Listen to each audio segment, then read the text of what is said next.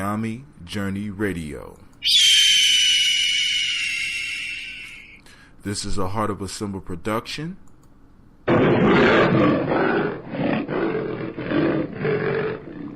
Where we strive to blow up your old paradigms.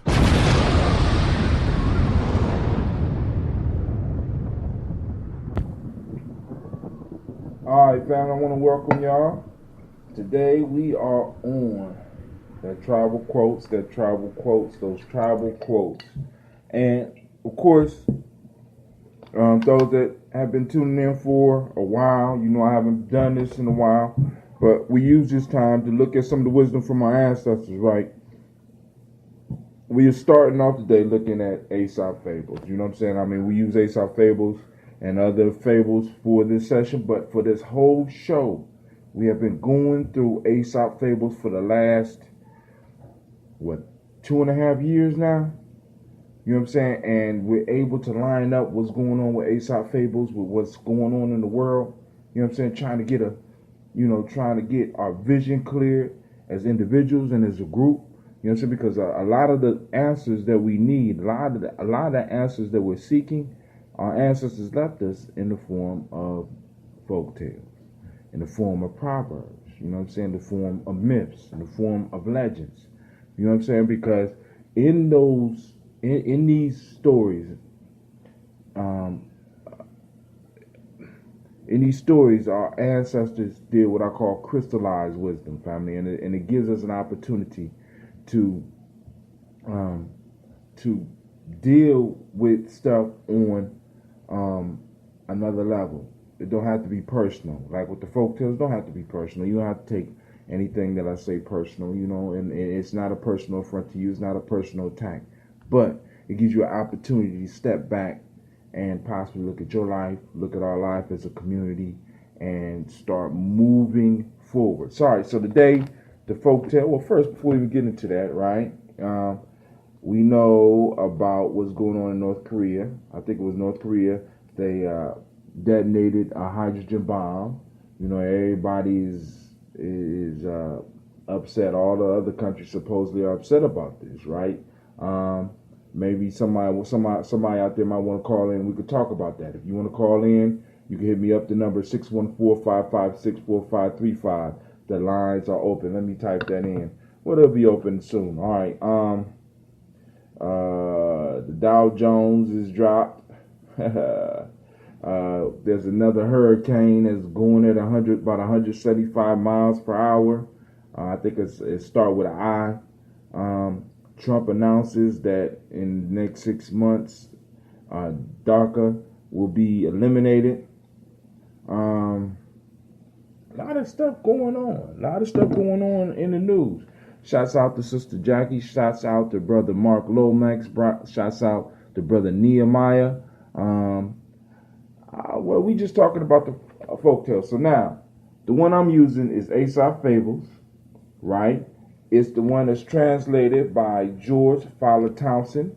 You're liable to find other versions because there's other versions on the internet. They're easy to find. Now, just like many of y'all, I didn't even get a chance to read this one this morning. I want to read it, see if I can make some sense out of it, and then we're going to break it down, and after that, we're going to roll. Right now, I'm drinking on that root ambrosia. It's just that root.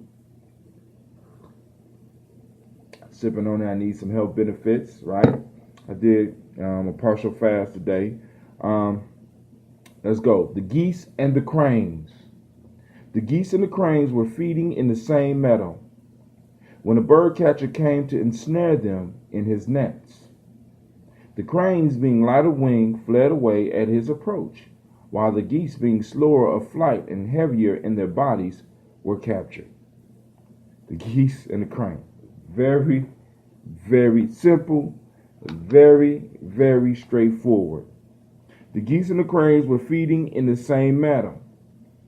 When the bird catcher came to ensnare them in his nets, the cranes, being light of wing, fled away at his approach, while the geese, being slower of flight and heavier in their bodies, were captured. Very simple, right? Now, let's think about this one for a minute, right? So, the birds, they all birds, right? All birds are the same, right? No? Yes? All birds are the same.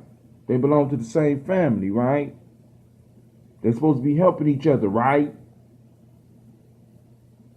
Huh? The crane should have went back to help the geese, right? You know what I'm saying now? Because I need y'all to understand, man, a lot of the shit that we're dealing with is not new to us. You know what I'm saying? We forgot, right? Through the trauma that we have experienced, we forgot. These are lessons that came to us in our culture. Family, listen. The geese and the cranes. The geese, and the crane. They're both birds. They belong supposedly to the same family. All cranes' lives matter. All geese lives matter, right? They're all the same, right? But when trouble came, the cranes got their ass up and left. Didn't even come back to help the geese. They didn't even want to get, just got up and left, right? You know, the geese and the cranes were feeding in the same meadow, eating the same food. They got feathers. You know, it's just a little different as far as colors. But cranes work with cranes, and geese work with geese. And when it's convenient for both, they come together and they feast. When it's inconvenient, they go their separate ways. The geese ain't crying because they got caught. The geese ain't mad because the cranes ain't turned around and helped them. And the cranes don't feel bad. Now, what all this got to do with us, Brother Jim?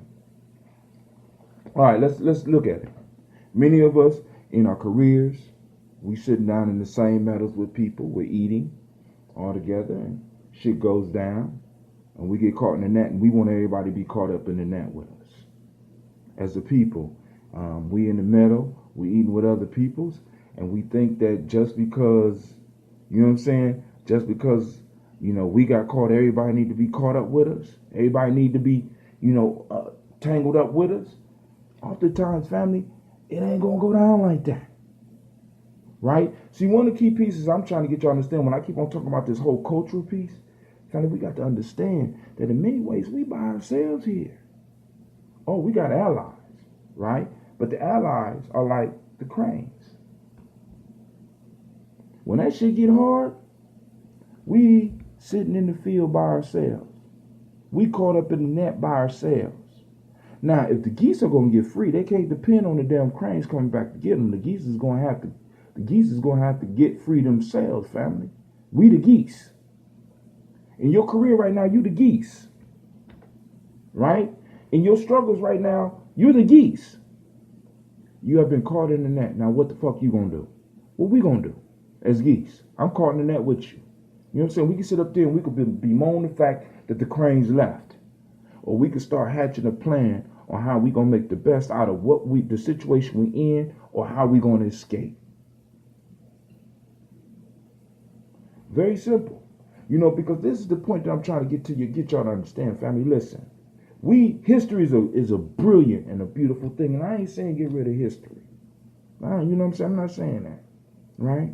But I'm trying to tell y'all that our ancestors hid the wisdom not in the history, but in the stories, in the myths, and in the culture. And when you start separating yourself, hold on, Sister Jackie says, nope, they find division in their cultures within different cultures in the bird kingdom. All right. So, who found the differences? See, because the man ain't do nothing but throw the net. There was already a difference. You ain't got to find the difference. Cranes and geese are different. They belong to the same bird family, but they're different from the geese. At least that's my argument. Sister Jackie say, we will often say my black ain't your black, and vice versa. And being black is often determined by those who oppress us, and we all people of lower income are the only ones not realizing that color is a distraction. Wow. Y'all hear her? Because the whole piece of this is to get you to thinking. Because like I said, now, I use the folktales, right? And I need y'all to understand, family. This is why I open up the phone line, 614-556-4535. I will take the music off and all that, and I'll shut this shit down, and we can have a conversation, because the important piece of this is us sharing what we get from the story, because what I'm getting from the story might not be what the people need to hear. The people might need to hear what you getting from the story, right? See, now, I'm like this, and I keep on telling y'all, just because you black don't mean that you part of my tribe, family. You understand what I'm saying? Because one of the major mistakes that I have often made was that I honestly started thinking that just because people look like me, they were like me. But then I started running into tribe all over, right? And I started finding that my tribe often might not even look like me sometimes. It was crazy, right? Some of the sacrifices that some motherfuckers don't even look like me, right? Not even related to me by blood. And this is where I came up with the saying. I said, blood is thicker than water, but spirit is thicker than blood. Right? See, the only piece that I'm getting from Aesop, that I'm getting from the folk tales, is that we need to plug back into culture. Culture is what's going to rescue us, because within the culture, there's an economic system. Within the culture, there's a political system, because in order for people to live, right? In order for people to exist happily on this planet, there's some type of culture that they've developed, right? So now, geese and cranes are birds, but they have different cultures within their birddom. Let's just say that. Different cultures within their birddom, right? And it's like, yo, cranes stuck with the cranes, family. Let's read the story again for those that's just popping up. Where we at? Man, listen, we are on page 241, which means that we have read on this show in the last 3 years, we have read over 200. I done did over 200 of these shows. The geese and the cranes were feeding in the same meadow when a bird catcher came to ensnare them in his nets. The cranes, being light of wing, fled away at his approach, while the geese, being slower of flight and heavier in their bodies, were captured. Now, also, I want you to understand, the cranes were paying a little bit more attention than the geese. And also realize cranes are taller than geese, so the cranes saw it coming. And what's even crazier about it, the cranes ain't warning everybody. They just got the fuck up and left. Oh, there's a lot of noise? I don't know what that is. Is this, y'all still getting a lot of interference? Now, if you want it to be clearer, because the Facebook piece is not going to be as clear, go to Gye-Nyame.com. You can hear the show streaming live. Sister Janet, animals know their place and they behave accordingly. Man could learn a lot from animals. Keep preaching, bro. Yo, this is Janice Rollins. Shouts out to Sister Janice. Shouts out to Sister Jackie. Shouts out to Sister Stephanie. Who else? Shouts out to Brother Nehemiah. Who else on here? Man. Hey, how you been doing, Sister Janice? I ain't seen you in a while. This your show anyway. You know what I'm saying? So, because, you the one, far as the folk tales. Do y'all see my little girl crawling? Go upstairs, go to bed. Did y'all see that? Oh my God. Jackie, was that what you was laughing at? Oh my God. They didn't even have on pajamas. Oh my God. It goes down in the Gye-Nyame family, yo. I'm sitting up here like unbelievable. Hold on. Let me give my daughters a round of applause.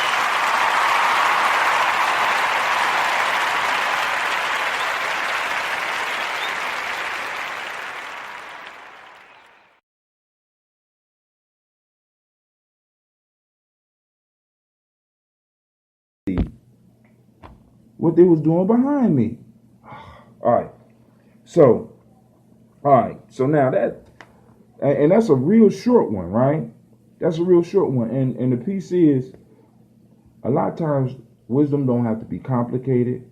Good information don't have to be complicated. Good information don't have to be long. You know what I'm saying? It cuts straight. That's what I like about Aesop fables. It cuts straight to the point. Miss Jacqueline said, hold on. Miss Janice says, much love. The struggle is real. Your baby is something else, kid. So y'all did see him. All right. Sister Jackie said, I was laughing at you talking about the bird hauling ass. I just thank God. You got to go back and see. You'll see right about here. Wait, hold on. It is crawling across the damn floor. They're crawling on the floor. My daughter's. I don't know. All right. I don't know. You know what I'm saying? But like I said, now this brings us back to the culture piece, right? Geese got a culture. Cranes got a culture. The culture gets them prepared in a certain way for life. They respond to life in different ways.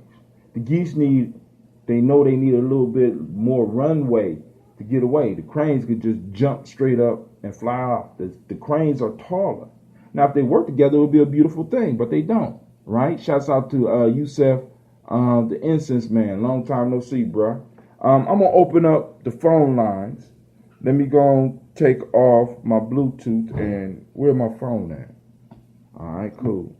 If you want to call in, I'm about to turn on my Bluetooth, and the number to call in for those that want to join the conversation, because you got to keep it short because I got to get to work, 614-556-4535. I'm pulling up. You don't need a pen or nothing. Straight Uber conference. You can join in as soon as somebody call. I'm going to put it up on the Bluetooth. It'll go through the speaker. We can have a conversation. So, geese and cranes. Cranes get away, geese get caught. They belong to the same bird family, different bird cultures. Family, we got a culture, right? Is our culture going to allow us to get away? Is our culture going to allow us to get caught? Is our culture helping us get caught? See, because in a sense, it says the crane being light of wing fled away at its approach, while the geese being slower of flight and heavier in their bodies were captured. Culture. They were different, right? One allows for lighter foot, the other one is a little bit heavier. Culture, you'd be surprised with how culture affects individuals, right? Really, you look at how the culture is affecting us, right? Once again, the number is 614-556-4535. All right, so I'm going to hang in there for a couple more seconds, see if anybody going to call in. If not, family, just think about it. You know what I'm saying? Think about it for yourself. Because now, the folktales, several levels. It works for you on an individual level. You can look at it as an individual, right? You can look at it as a group. We can look at it as a culture. The stories were put here to help us move forward, right? At all times, moving forward. You know what I'm saying? Getting that wisdom, getting that crystallized wisdom, taking the time, mining it up.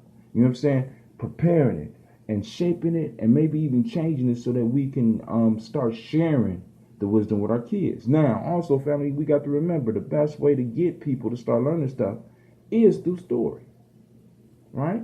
So we can listen to some of the motifs and some of the stories that come from Aesop, and we can start using and start teaching our children lessons, right?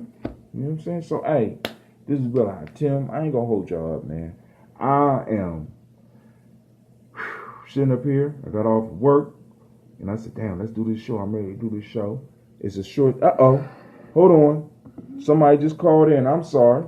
Let's do it. Thank you. Let me go and turn the Bluetooth off here and put the Bluetooth up. All right.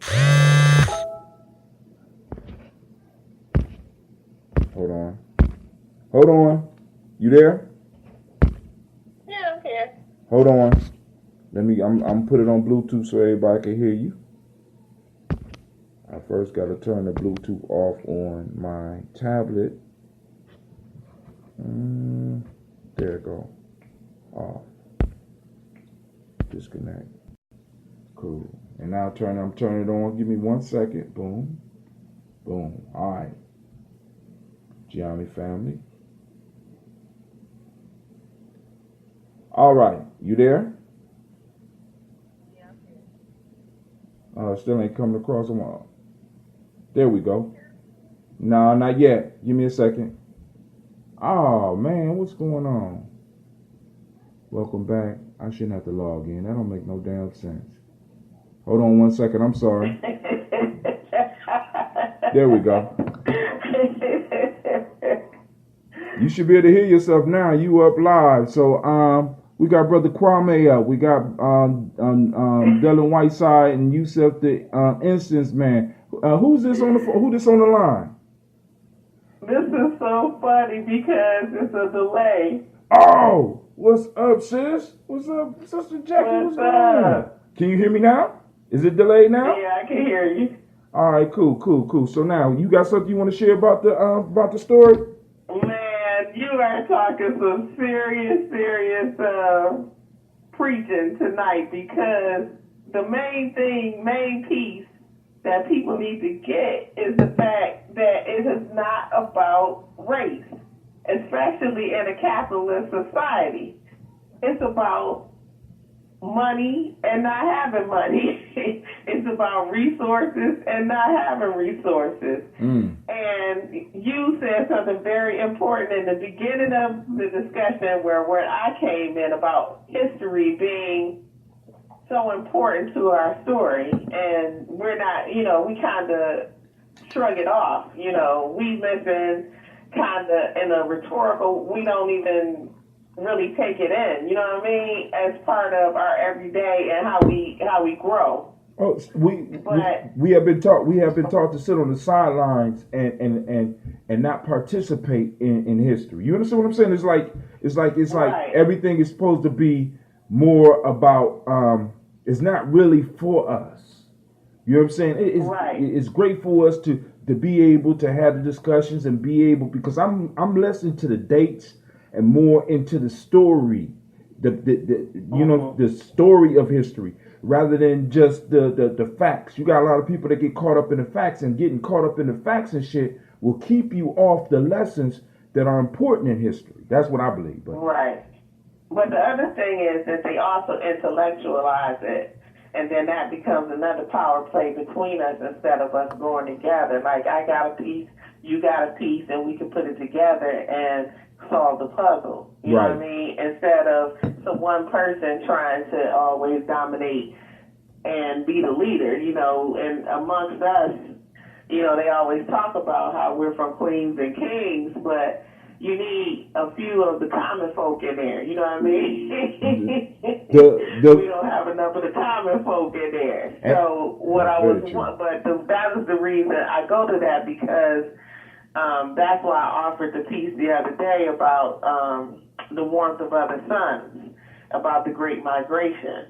There is nothing that you can do right now in this country as a black person without reading that book and understanding exactly where you're at and how your culture is developed based on the experience of the people who did that migration from the South, migration to the West,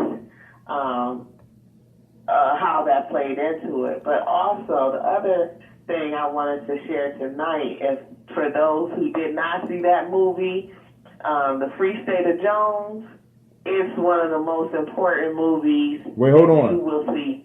What is it called? The Free State of Jones. Okay, State of Jones. I'm typing it in right now. But go ahead, keep on going. Okay. Because somebody else on the line too. Keep on going. Matthew McConaughey is the main character in that movie, and it gives a great history lesson about when white folks woke up and understood that they were being played too.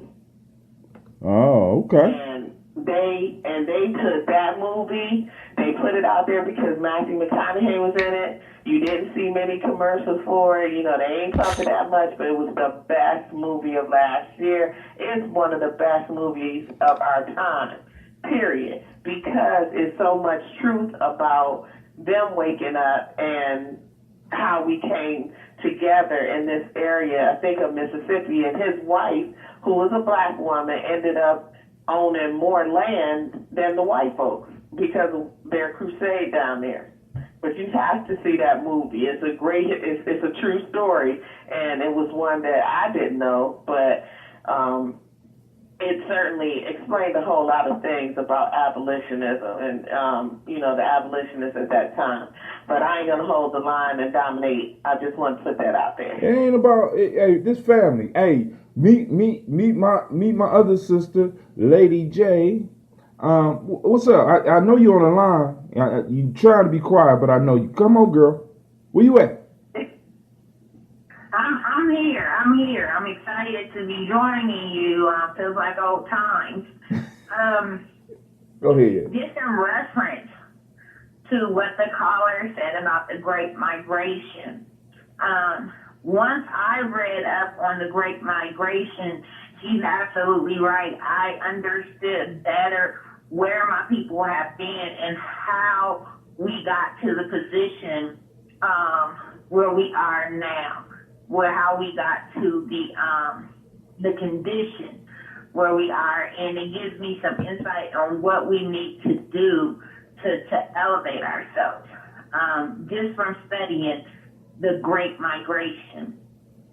And one thing that I took home, one thing that I had wondered, I had traveled, and I would go to Chicago, and the first time I went to Chicago, I couldn't, I felt like I was at home. The people, I felt like I was down south, and this was prior to me reading, and so I was trying to figure out, like, how do I have this feel, or why is there so much culture here, but it was after me studying and reading up on the Great Migration that I began to understand all of our black centers that we have throughout the states, and how they became a center for our people. Places like Cleveland, Detroit, Chicago, and others, New York, places like that, how they became our centers.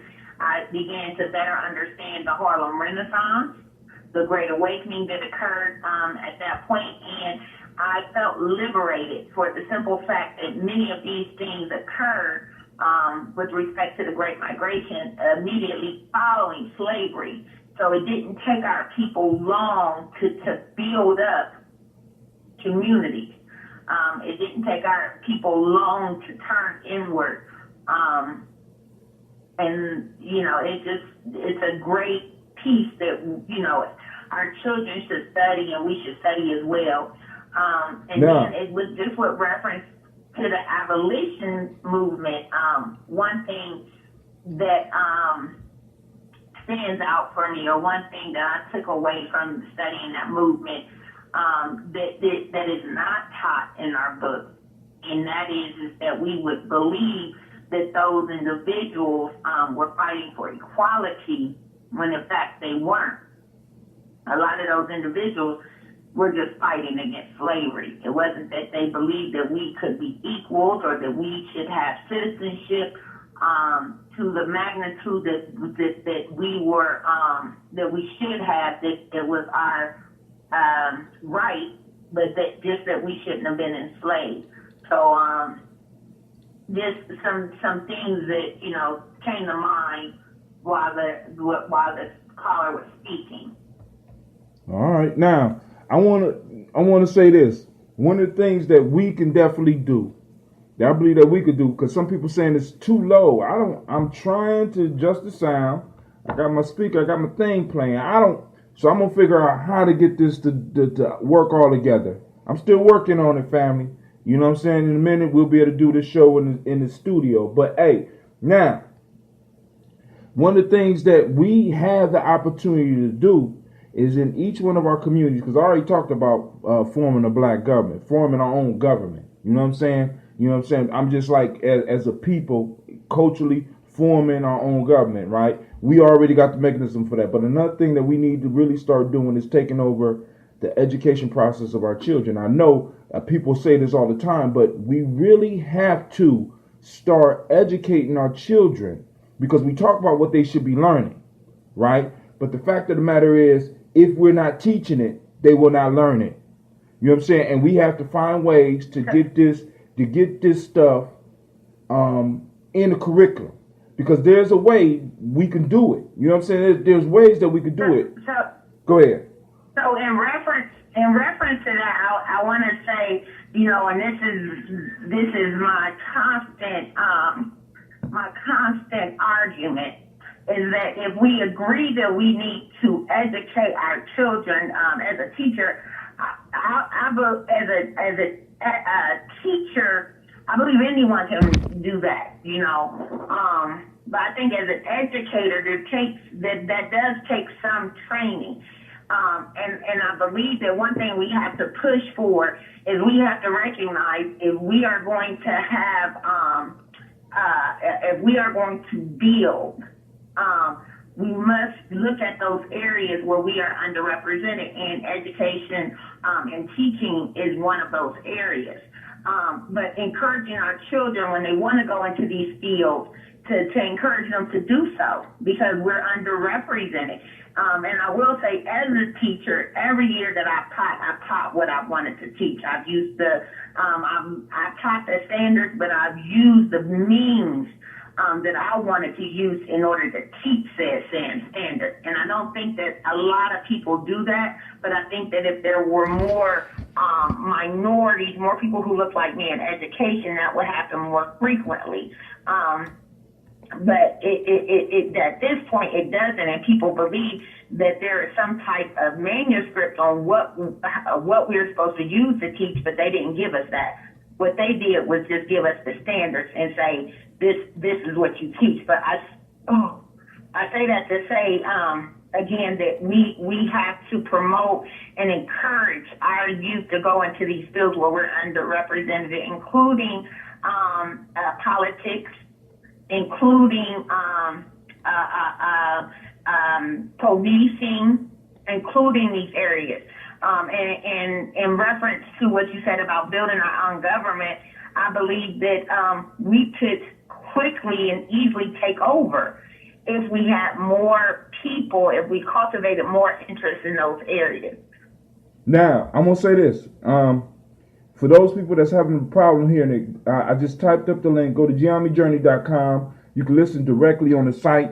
I'm quite sure the sound is better there because it's coming through as a podcast. So you want to hear the people in the conversation, that'll probably be the best place to get it.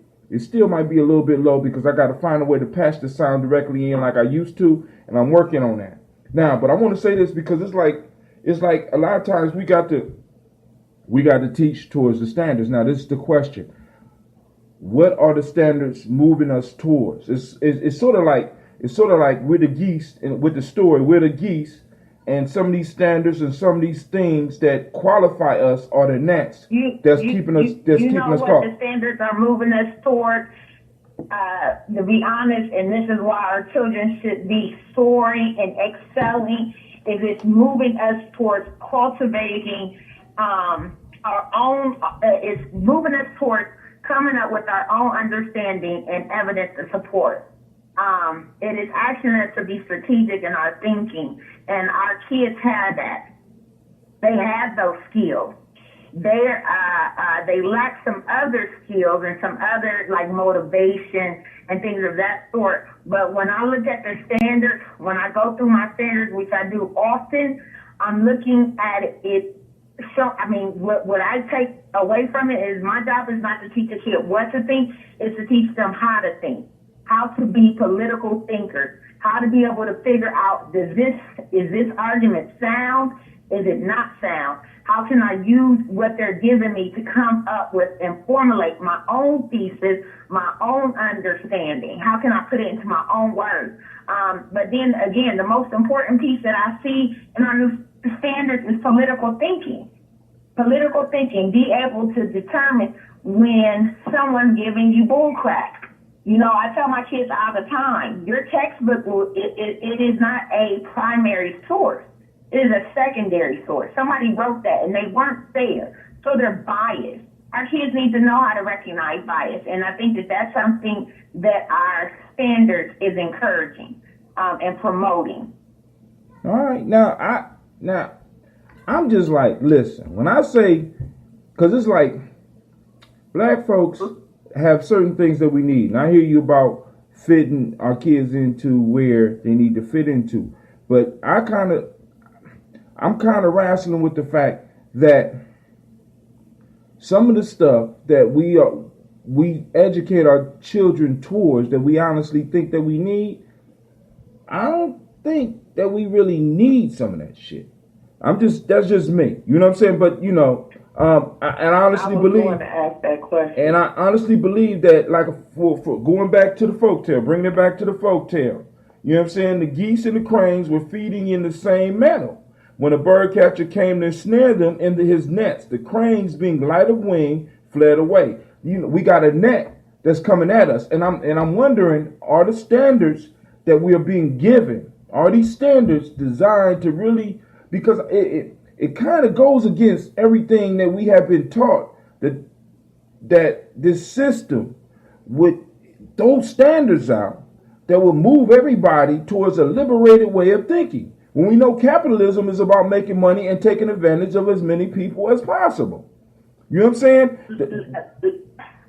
But go ahead, sis. Let Jackie go. Let Jackie go. And Sister Jackie, go ahead. No, my question simply was, what standard were you speaking of? Because I think she was referring to the standard that the present curriculum in schools are that she and her colleagues teach from, whereas you have something else in mind as far as the standards for African American children based on what we need, based on our cultures in this country that are entrenched in oppression. Right. And there's a different curriculum that we once taught together in the underground. Right. that I thought you might be talking about. That's what I was just trying to get you to clarify. Are you talking about cultural stabilizers in terms of teaching our children, or you're not talking about completely academic, because the academic is, sort of, I think that when you were saying that it was something outside of, anything that we even need. Yeah, I mean, there's a different type of standard that you're talking about. Yeah, see, now, because at first when I was talking about standards, she hit it dead on, because in school they have standards that our children need to be able to meet. And the piece that I'm saying is, where are those standards leading us to? That's the only question I have, right? That's the question that I'm asking. Where are the standards leading us to? Now, but then when I start talking about taking over the education system, or taking more charge, or directing the education system, I'm talking about putting those cultural stabilizers in there and giving our children the tools that they need as far as liberating us, right? Not educating them to be mad, but educating them to be strategic. You know what I'm saying? Educating them so that they understand how the system works, how to take advantage of it. It's sort of like, you know what I'm saying? You're teaching them how to do battle. So I have to throw this in too.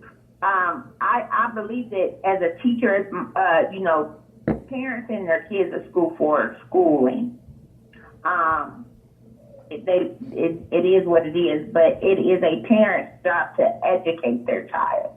So, as far as the standards go, again, I'm just being honest. I was excited to see the change in the standards, the new standards, again, because I felt like they were better suited for our children. I could dig it. I felt like they were better suited for our children. Right. Now, let me say this. Because we all got our magic. Your magic is being able to look into those standards and still being able to squeeze the message that you need to get in there. But a lot of our teachers can't do that. A lot of our teachers now, because first off, a lot of them don't have the passion that you have. Because you really, when it comes to education, we got to understand that in America, a lot of people that might be in education are in education as a second and third choice. You know what I'm saying? I was gonna be a professional football player. Hell, I was gonna be the next. I was gonna be the next Les Brown and shit, and it didn't work out. And I got a degree in education, so shit, I gotta go here and teach these kids. You know what I'm saying? And we got some people in there like that, right? You know what I'm saying? So they're like the geese in the story. They're trapped. You know what I'm saying? They can't get away. You know what? That is why I like the other change or shift in education. Because no longer will teachers continue to get a raise and without doing their job. Now, but hold on, this the issue with that, right? Because now if I don't have the skills that you have as a teacher, where I'm able to integrate other stuff, and I'm seeing you put in extra. You're not there from 8 to 4. You understand what I'm saying? See, because it's sort of like my Elder Gaylord told me a long time ago. He said, when we talk about nation builders, bro, you know what I'm saying? You can't use yourself as the comparison. You know what I'm saying? Because of the stuff that I was able to do. You understand what I'm saying? So it's like when we're looking at teachers, sometimes some of y'all have to step back. Some of y'all that's in the profession, this is something that you always wanted to do, and you're gonna, if they was to dumb down the standards to absolutely nothing, you was gonna be able to get in there and figure out how to do it because this is your passion. This ain't everybody's passion. And then also, there's another thing I want to say to all of us out here. You're right. It is the parents' job to educate, but we got to understand where we're coming from.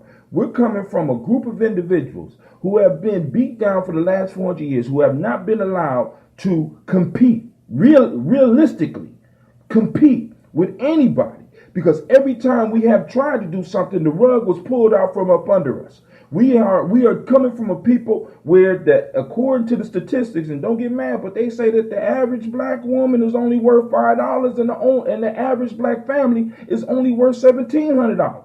Getting back to the whole. You know why? Because of we don't own any wealth. But hold on now, but hold on. Now, I want you to go deeper. Why don't we have earned wealth? See, don't just say, because we could say why. We know we don't own any wealth. I can tell you why we don't have our own wealth. Why? I can tell you why we don't have our own wealth. Because our parents die and they don't leave us anything. Why? That's one piece. Because why? The other piece right now, why don't they leave us anything? Because they don't own any wealth. Why? And then the other piece is because we are socialized to spend our money on all things that don't matter. But see, you're not. Hold on. You're not. We are so ever since the 1920s with the consumer society. When the 1920s came. And following those two waves of the Great Migration, these individuals had to come up with another way. Those who own the wealth had to come up with another way to enslave. Why did they migrate? And with that came the consumer. With that came the consumer society. Why did they migrate? Since the 19th. Say it again. See, because the whole piece is I want you to get to the why. I hear you, right? But you're not. You. For me, you're on the surface. Why did we migrate? Yeah, why do we migrate? But I think a lot of us left the South because of the new Jim Crow, the new prison systems, the way they set that up, the Ku Klux Klan. So then when they left, with because the harassment. So when they left, we also left just for an opportunity. To make wages. Now when they right, so they left seeking wealth. But one thing that a guy told me from down south, he said a lot of people are crying and they're still requesting and asking for that 30 acres, right? He said, but we have ours. We got ours. Where? A lot of those stayed in the South. A lot of those individuals, my family, baby, my grandfather's family, they own their properties. They own acres and acres of land. All right, cool. Because they stayed. Now, I hear you as a family, but on a national level, for us black folks, baby, we own the same amount of wealth that we owned when we was in captivity. See, this is the issue, right? Because we get into this shit, and then we start looking at our experience and blaming ourselves for our experience, but not holding people responsible that needs to be held responsible as well. Then, you know what I'm saying? It's somebody hitting you in the back of the head with a rock, and you screaming ouch, and everybody looking at you like you crazy. Now, they left the South because they ain't have money down South, goddammit. I mean, let's be honest about it.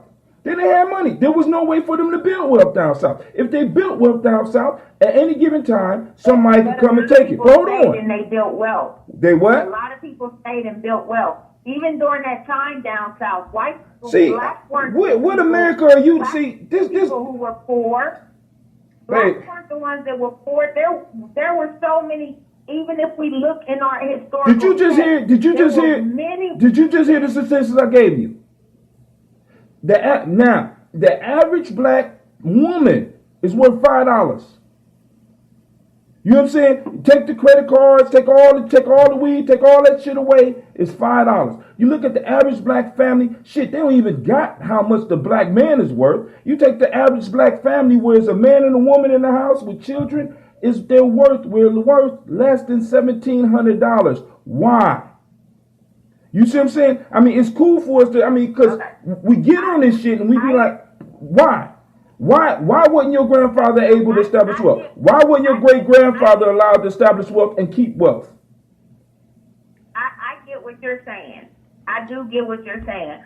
I think it's important that we understand where we come from for us to understand where we are. But at the end of the day, you know, a lot of times what I see is that my people, we can sit and talk about these unfair rules. We can sit and look at this game and see that there's unfair rules. But at one point, it seems like for the most part, we'll call a foul on the rules, and then we won't play the game because we don't like the rules. So we stay behind. A lot of times, at this point, we can continue to talk about the barriers, the walls. We can talk about these things. But at some point, we've got to agree that though the rules are not fair to this game, we have no choice but to play. And a lot of times, I can only be critical, and I am going to be critical of my people. I'm going to be critical. But hold on, there are barriers and boundaries. But some of these barriers and boundaries we put up ourselves. Listen, we too contribute to our condition. Hold on. You know that. I know that. Everybody that tune in to Gye-Nyame Journey already knows this shit. That there's certain things that we do that we could be doing better. Now, it ain't a matter of us not playing the game. It's a matter that we might need to change the strategy in how we play the game. See, because there is. We just need to have a strategy. There is something. To have a strategy. Can we say that? I think some of us may have it. Yeah, as a group, we do need to have a strategy. Hold on, let me put the number up. The number for those that want to call in, join the conversation: 614. What is the number? 614-556. 556-4535. 4535. 556-4535. Me and Lady J, and also another Lady J, Sister Jackie's. I don't know if she's still on the line, but y'all more than welcome to come and join us. Come and wrap it up with us. You know what I'm saying? Because the point is, we all gonna have different views, right? But I'm here. I'm listening. My whole issue is, family. I'm not letting nobody off them. You know, because if I could look at some of these young black men out here doing dumb shit and blame them, I want to make sure everybody getting the same amount of blame, because there is something that happened to those black men that put them in that position. Guess what? Go ahead. Guess what? Some things we can't control. I can't control the images that are on TV. I can't control the distribution of wealth. Certain things are out of my hands. But what I have an issue with, or I have a concern with, is when we don't control those things that are within our grasp. We have to start at the bottom and go up. I can't. So where the bottom at? Wait, time out. What you say? Hold on. Stop out. Time out, baby. Listen. How can we talk about Marcus Garvey and his movement? How can we talk about Martin Luther King and what they did, this whole civil rights piece, and talk about we can't change shit politically? Fuck that. You know what I'm saying? I'm like, yo. I didn't say we can't change it. But see, I could have sworn that's what I heard. Maybe I'm hearing wrong. Correct me. Go finish your statement. I'm saying that there's certain aspects. Now this is what I envision. This is what I would promote. When my daughter told me she wanted to be a politician, or I think she told me she wanted to be a congresswoman, it was probably one of the happiest days of my life. I can still remember that moment when she said that she wanted to go into politics. The reason being is I believe that right now is a time where we would raise our candidates. Your son, my daughter, some others, and we will start to already have them, grooming them for candidacy. And then what we do is we raise funds so that we can support our candidates, so that we can begin to buy lobbyists. Hold on. That sounds like some real nation building shit right there. That sounds like some nation building shit. That's what I'm talking about. I say.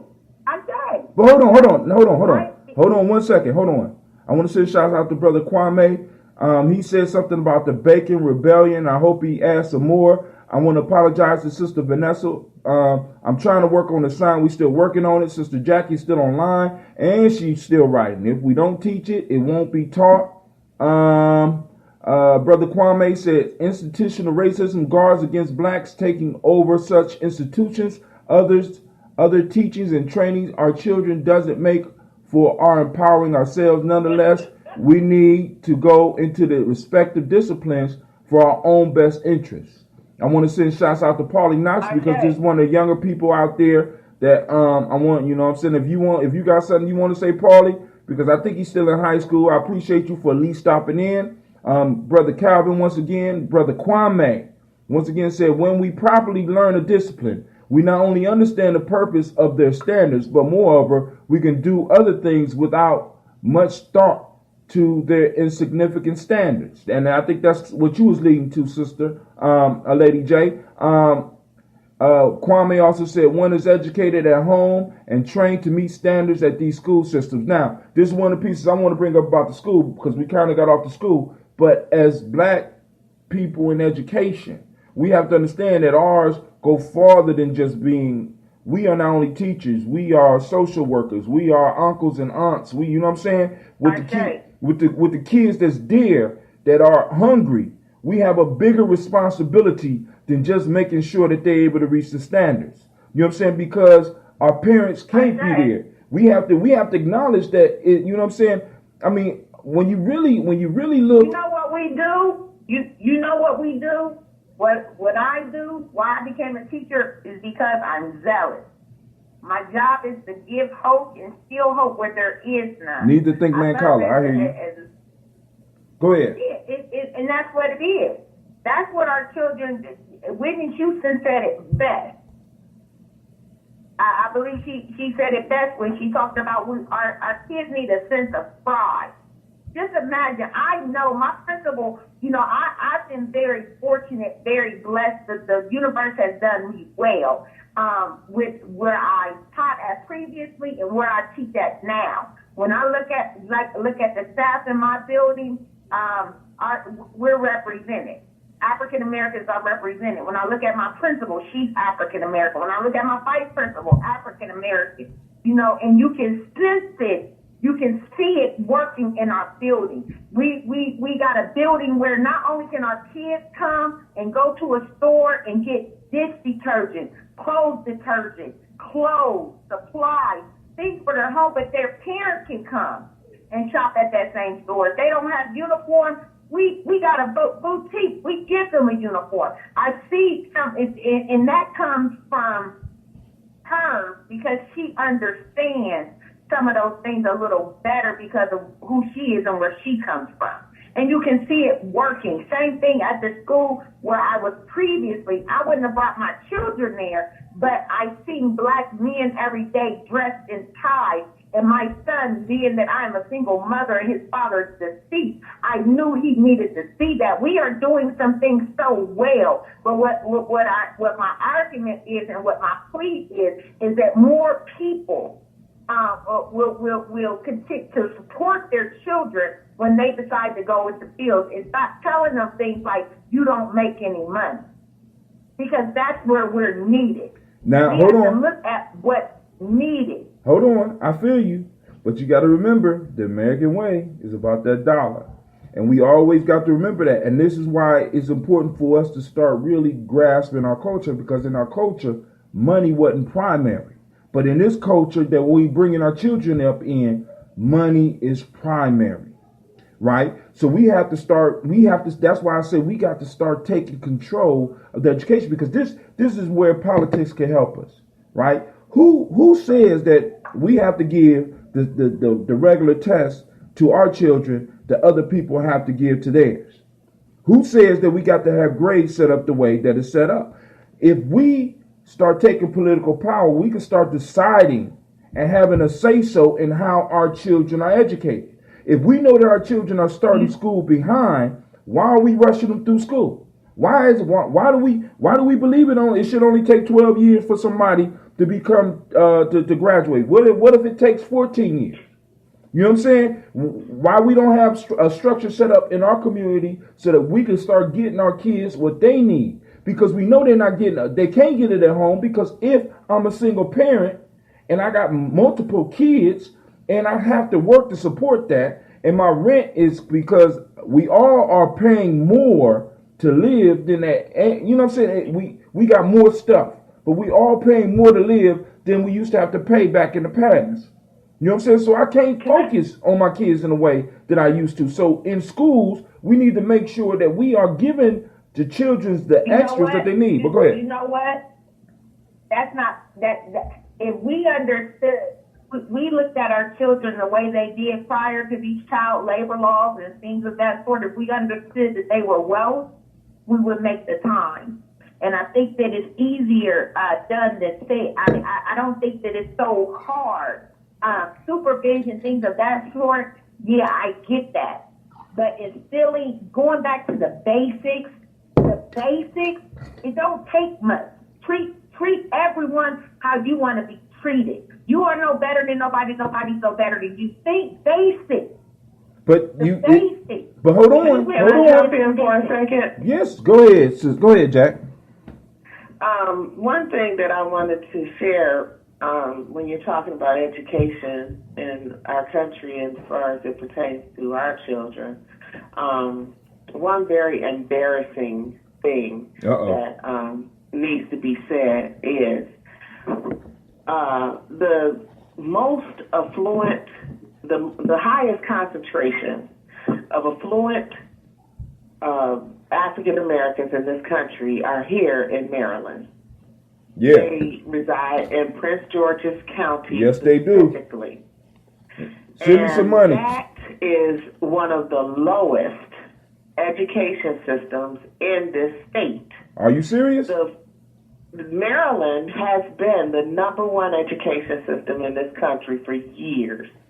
Until they got a new governor, I think the year before last, we went down to I think we're at number 3. And Connecticut is the number one education system in this country.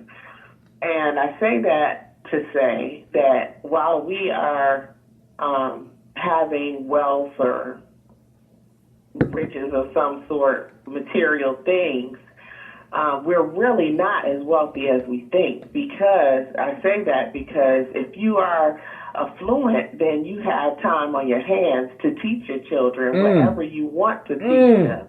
And not only that, you also have the resources to teach them whatever needs to be taught to them. And we do not see it as a priority. And it is clear by looking at the most affluent concentration of African Americans in this country in Prince George's County. And that is such an embarrassment to me because my children attend a Title I school in our own county, in Baltimore County, and their school is one of 7 lighthouse schools in this county. They are the only predominantly African American school, and they are performing at the top of those 7 schools in that lighthouse system. Not only that, they offer an international baccalaureate curriculum and the AVID program. But I'm saying all of this to say that we have to see one thing that has not been properly taught to the parents is the effectiveness of the child's education, what it does. You would think that people who have education would know this, but for some reason, because I'm certain that these folks that live in Prince George's County are educated people. And if they are themselves not educated, their parents were educated, and maybe they had their wealth. But I doubt that. Black wealth does not resemble white wealth in any way or any structure. form. It ain't even real wealth. I mean, it's like we living on credit. Yeah, right, because our wealth is still working people.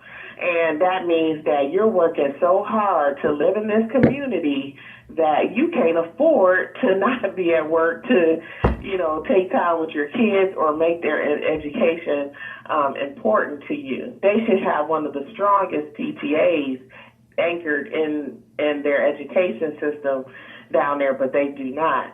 I was the PTA treasurer for my child's elementary school for 5 years. This is the first year I will not have a PTA function in 5 years. So I got to see some of the underbelly of how the school seemed to be run like a prison, actually. And I could see very clearly how the principal serves as warden, her underlings, her teachers are correction officers. And they are even scared of the principal in a lot of situations, and the entire front office are black women. And I had a really serious hard time conveying some issues to the principal that the children were experiencing without being met with complete defensiveness. No nation building, no kind of let's, try to figure this out. How can we help as parents? Just complete defensiveness and shut the conversation down a lot of times. And I'm not saying that's happening with all principals, but that was my experience. And it that sounds like the training. I mean, because really, what you say? That sound like the training. You understand what I'm saying? Because right. it's like these things, because we got to understand. We talk education, right? But we don't really live the We don't walk it. You see what I'm saying? It's like, I need me, you know what I'm saying? And we send our kids to these institutions, really understanding that they're just daycares. I mean, I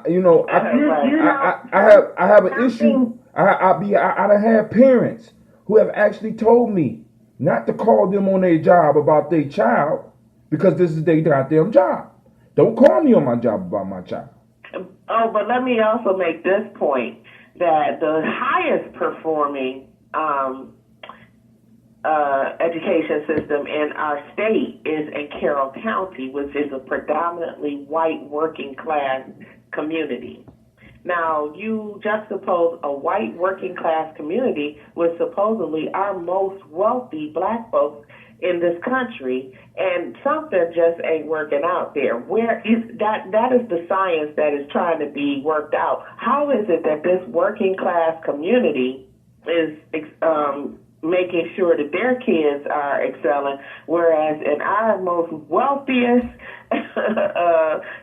concentration of African Americans in the whole country, in one county in Maryland, is not performing at all. I'm chopping at the bit. Performing just a couple steps above Baltimore City. Baltimore City being at the lowest rung. I'm chomping at the bit. Let And me go. also, the thing I also wanted to say to you, Hatem, Go ahead. is coming from Ohio State students. The one thing that needs to be recalculated in our kids is to stop sending your kids to what you call the Ivy League, the Big Ten. You goddamn and right. Them make all of the money off of your children. Hold on. And they're not being compensated, hardly any of them, for anything. Instead of sending them to HBCUs, that could be a serious nerve center for, and we can have the largest, best colleges in this country based on just our ability alone in sports. Family, hold on. Just that one piece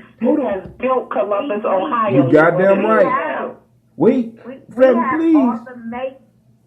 We have all the makings for infrastructure. Hold on, we got somebody calling in from Atlanta. I believe. Wait, who? Future, this is your family, Digger Dame Lee, live on Elias. Digger Dame!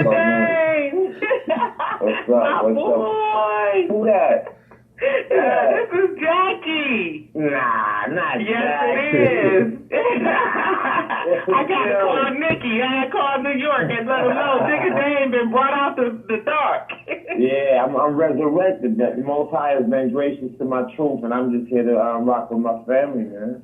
Truth story. That is beautiful. It's beautiful to hear your voice. Man, we bless you, love, man. Thank you so much. That's so warm. I tell you, you did it again. Yes, sir. Hey, that's what. Hey, but listen. You know you performing magic tonight, I tell. Now, but check this out, because Dame, let me just real quick, Jackie. There's a difference between our wealth, and see, that's part of the science that we're missing. See, a working class, because you got to understand, man, we're dealing with generational pass down shit, right? So they is a different type of wealth than our wealth, because how many of us? I mean, really, dude, I inherited ties from my grandfather. You know what I'm saying? I was lucky to get that shit. You know what I'm saying? And we got to understand, we're not transferring wealth because we have not been able to stock the wealth to transfer it. Because even some people saying that we had all this shit, but we got to realize, if you look at the history and you start really looking at some of the shit, that a lot of people had shit taken from them.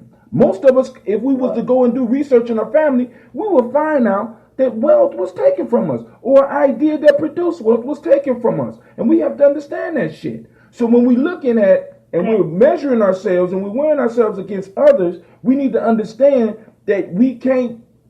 It's sort of like measuring a 19-year-old to a 3-year-old as far as physical attributes. The 19-year-old always gonna beat the 3-year-old, because the 3-year-old hasn't had time to develop. Right, and that's what we are. But and one more thing, and then one more thing, and then let Dame go, and then you could go. But let me say this, and I'm done. Family, we might need to rethink this whole college hustle. I'm just saying. You know what I'm saying? We might need to rethink. Go ahead. It's on you. No, I'm just saying earlier. I'm in agreement with you. I'm just riding with you on that. You can keep on. I'm just facts. Because this is one of the things I heard, that you could get a college degree for about 50 grand, come out and still be unemployed, or we could take that 50 grand.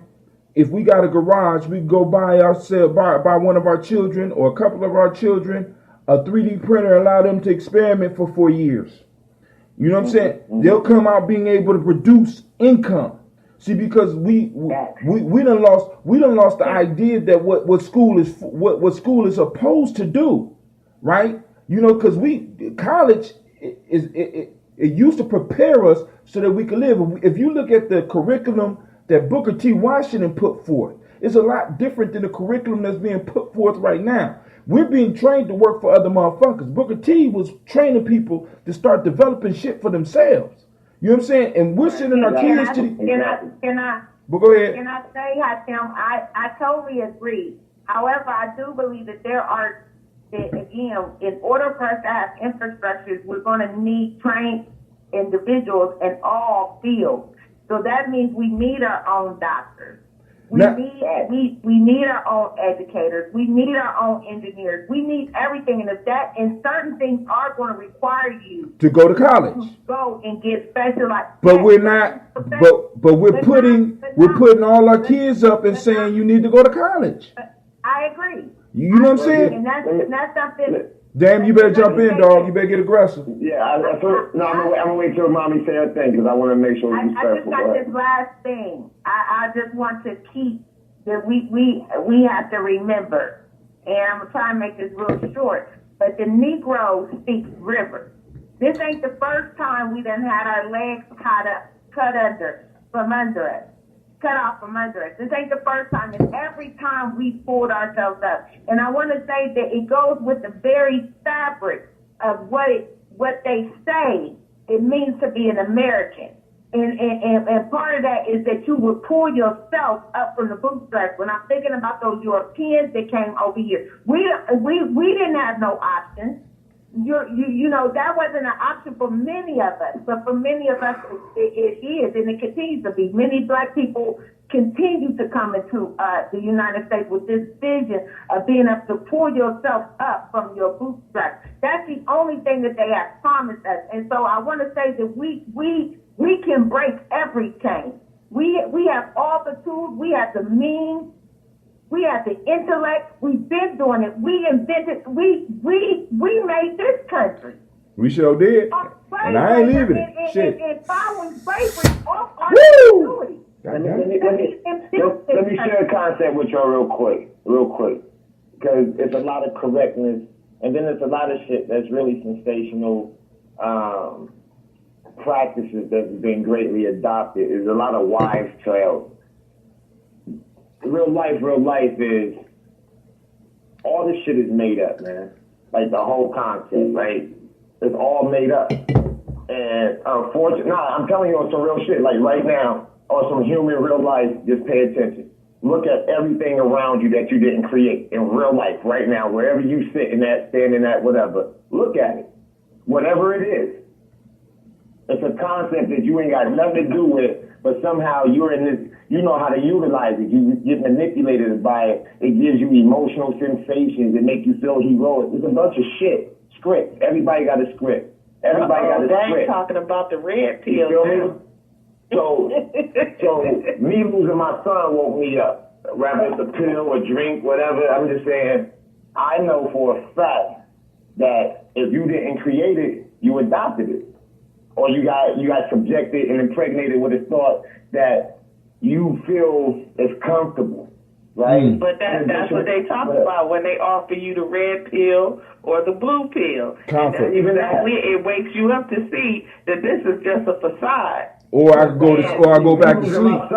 Me losing my son is what it was, because my previous walk, I feel like I had a very magical experience prior to becoming a father to my son.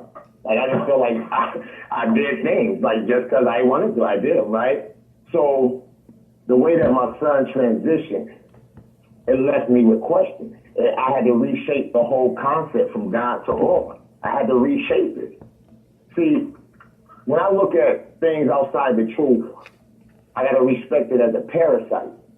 And sometimes we might call them white people. Sometimes we might call them the them, the they. I don't, you know what I mean? I just know it's a practice of energy that creates distortion. And us as melanated people, we've allowed ourselves, one, to collectively separate ourselves. And we do it with such a pompous attitude about it. Like, we feel we're matter of fact about pretty much things that we don't really experience. I really shoot the dice at my life. I go hard body because I want to make sure that when I express myself, that never again will somebody call me a liar. Now, you may not agree with me, and that's just based off of you don't really research and do the due diligence for why you even alive. You're based off of gratification concept. You're accidentally on purpose. You're a oops baby, most of us anyway. You feel what I'm saying? So we got to deal with the real. No, I'm just saying on some real shit. Imagine it's true. I don't know how long everybody been parents if they are one, but when you first noticed you was pregnant, it was, oh shit, damn, what we gonna do? It was never. You understand what I'm saying? That's the energy. That's very true. That at least for me. That in and of itself shows that you really created a tolerance It's not that you wanted to proceed and become a parent or whatever. You created a tolerance, like, oh, it's here now, and then comes the monopoly. So now all the distorted, fragmented information that people trying to collect, all the wives' tales, all the stories on if he was kings, not kings, if he was really a slave, not slave. It's like, man, they changing history in front of your face right now. Right now. They just changing things up. They call it Mandela effects and all this goofy shit. And all I'm saying, when I go hard body on my platform, real fake media. It means exactly what it is. Recreate everything and live. That's real. Recreate it, because that's what's happening. That's what's happening. You have to recreate this bullshit that you've been subjected. Get away from it. Just do some different shit, but you can't. Why? The suckling of poison is so delicious to how you practice your uncomfortable self. You're skilled at it. And if you don't perform at that rate, you might look clumsy. And because you're scared of mockery or laughter or whatever, you don't have the ability to stretch thyself accordingly. You see what I'm saying? So the real reality is everybody adopts these little concepts and they want to run with them. They don't know how to practice it. I don't care if you say I love you. Like, where's your dojo at? How do you love me? How? You love a concept? You love what might be gratifying till you realize that it got to be an effort to get that. Now, here it is, you love me for a minute. You know what I mean? Now I'm not shit based off of how you've been taught to receive gratification. And let me share this with you real quick. Gratification is afforded to you out the womb, right? So people feed you, they walk for you, they wipe your ass, they do all these things for you. And you grow dependent on that practice. And then you start to move your own energy. And then you get hit with another frequency. And that's the discipline punishment frequency. And it comes in form of no first, and it has a certain vibration.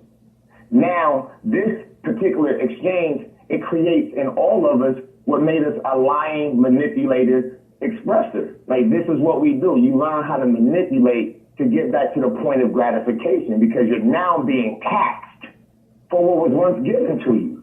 Rather it be information or whatever, you're getting taxed for it. So you do quirky fuck shit in order to get the sensation that you term gratification. We are masterful liars. We're skilled at it. We got to do this in order to survive. You tell a woman you really like her, she don't know what to do with that. She ain't never really been liked. She only know how to be lusted for, because that's the language of life that's been taught. So we, as poets and all these things, we think we coming up with another angle, and we work hard at it. But the genetic coding of the distortion, like, that's really there. And so as master creators, we have to now, at this consciousness level, all that fucking trying to regurgitate shit from the back and everybody's there, scratch. Start from scratch right now. We got to do this, because the children that we have right now, they don't know slave life. And we keep trying to show them the slave narrative. They on some other shit. They got to get ready for robo relationships and transgender shit, trans animal gender shit. Like, if we don't show them how to see this accordingly, we gonna lose. How can you get mad? We gonna lose. How can you get mad? Because this is what's happening. What we think we're talking about, that shit is so dated. It's so dated and lifeless that we're killing our babies because we don't know how to tell them how to protect themselves for real. So we tell them, walk with your hands up and make sure you say yes or no. Man, fuck all that shit, B. We at war, and right now it's time to buckle up and get busy. They are killing everything. You feel me? Right. Well, I don't even know what the day is. Is it white people? No, because some of them is really cool. Are really cool. So the reality is, pause. Let us look at this with an intelligent self. And with new eyes. Emotional self. You saying look at it with new eyes. That's it. I want to send some love out. I want to send some love and friendship out to your heart, Dane, because I did not know that your son transitioned. Last time I talked to you, you were still, looking for him and stuff. So, not Lord Tamar. Not Lord Tamar. He's with me. I got him. Oh, okay. Like that's why I'm alive again, because my son was my compass. He guided me out of the wilderness. You understand? I got to feel, I feel love to you, baby. Though I don't know what that is. That's something. I'm sure that showed you something totally different, and you just It showed me me. One, I didn't abandon my son's mother, even though I know what she did to my son. And if she didn't do it, just say what happened to my son, because you, the last human, your child, to touch him, why did I find my son under a comforter like I did? Just explain it to me. I'm not accusing you, but you, the parent, just tell me what happened. And you won't afford me that. So you left me to be able to tap into the other frequencies. I got to talk to the other realms of things now, because you won't keep it honest. And that's what happens in our culture. That's what happens in the world of people. It's just, you're a fucking parasite. You're a liar. We lie good. We make up things for no reason, and we justify it. And I don't want to be accused of it. Go ahead. Our whole existence as black folks here in America is about, I mean, W.E.B. Du Bois described as wearing the mask. It's all about deception. It's all about, I mean, that whole piece, like even going to these schools, we go to the schools so that we can learn to wear better masks, man. So, I mean, but I hear you. Now, but let me share this real quick. Sometimes. Brother Shaka's on the line. It's the way to go. Brother Shaka's on the line. I want to make sure he get on. But let me read this. Brother Kwame says we need to start thinking in terms of Mancala. I don't know if anybody here know how to play Mancala, but you play in circles. It's an old African game. He also states white working class are not our standard. Hence, when we was talking about the difference between the white working class and the black wealthy. White working class are not our standard, hence don't value comparison, even though I understand your point for our discussion. He asked the question when we said pull ourselves by bootstraps. He put bootstraps with a big question mark. So when we and this is the issue with this. When we start talking, this is the piece, because we need these perspectives, because we never know what we have to say, how it might affect somebody out there listening. All right, Brother Shaka, are you on the line? Hi, Tim. You better handle it. You better get it while you can. Your friend, he also said between the world and me. Do you know what he's referring to? No, I don't. He's referring to a book by Ta-Nehisi Coates, which is a great book for our people about our struggle here. And also he wrote a book called The Beautiful Struggle. His father, Paul Coates, is the owner of Black Classic Press. And he's like a giant in black publishing of the black think tank. Dr. Clark, Dr. Ben, George Jackson, John G. Jackson, all of them are printed by his company. What? And How you know all that? Matter of fact, I just first of all, I have had. You gotta love it, boy. You gotta love it. But check it out. The Coates family are here in Baltimore. The Black Classic Press, everybody knows them. Ta-Nehisi Coates is often on MSNBC talking about and putting some perspective to the crackers on, black think tanks and how we have to maneuver in this country under Trump. But that book, Between the World and Me, he said, good looking out, sis, for explaining. Thank you. You're welcome, brother. How you see that before I did? Goddamn, is you on my time? How did you see that before I seen it? But go ahead. It's good. I told you it's a delay. I'm looking at you on Facebook, too. But anyway, that's the other thing that I wanted to say, that we have, if we're talking about building educational infrastructures for our children, we have to come back to our black educators who built certain curriculums that have never been embraced or taught in our schools. And that would be Dr. Frances Cress Welsing. I know you should be familiar with her. She did very well. Right, she transitioned last year. We went to her funeral. Dr. Clark, all of these people who I'm talking about, if you have not seen them or heard the information that they talk about, that is some place to start, because they go back to our genesis in the world, not just, talking about our politics and slavery. And no, they talk about the dynasties and why we know that these dynasties existed. And they're not talking about it so that we can walk around talking about we're kings and queens. Right, they're talking about it so that we understand in a more absorbent way about ourselves, who we are in this world in a global sense, maybe in a universal sense. It's a concept, though. Yeah, it's a concept, beloved. Like, for real, not to disturb what you say, because your rolling is exact in that formation, but it's a concept, beloved. Point to the blizzard. It's a concept. You feel what I'm saying? And we've adopted these different variables to try to articulate why we think we exist, right? And it's really a odd fact. Hold on. The feed broke down. I'm about to put another one up, family. Y'all gotta get back on, but keep on talking. We still being recorded, so it's yeah. So what I'm saying is, I'm sorry. We've adopted these certain concepts, and it's not a collective. Like, it's so fragmented. Right. This is what's taking us a hard time to really. But another reason why they are fragmented is because we don't have an educational system that has embraced it and taught us all the way up from the root you don't need that like that on us. And the other thing, we have more than just historians and intellectuals. We have people who are giving us serious folklore about ourselves and different time periods in the Black collective throughout the diaspora that we do not even know about. This moment, and you may not. You got to keep in mind these are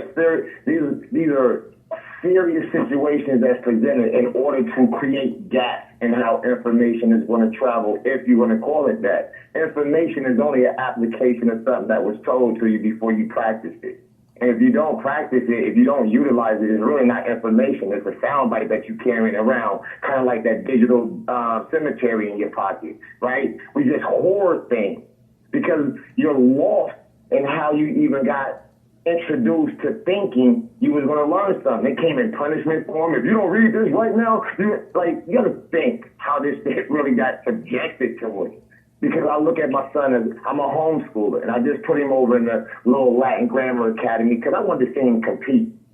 So today he comes in with a bunch of tests. He's missed nothing. He's 15, 16, 18, 5 out of 5, 8, whatever it is, everything is correct. And because I gave him the element tree, right? Now, y'all call it elementary. But I said, no, I'm going to give you the element tree.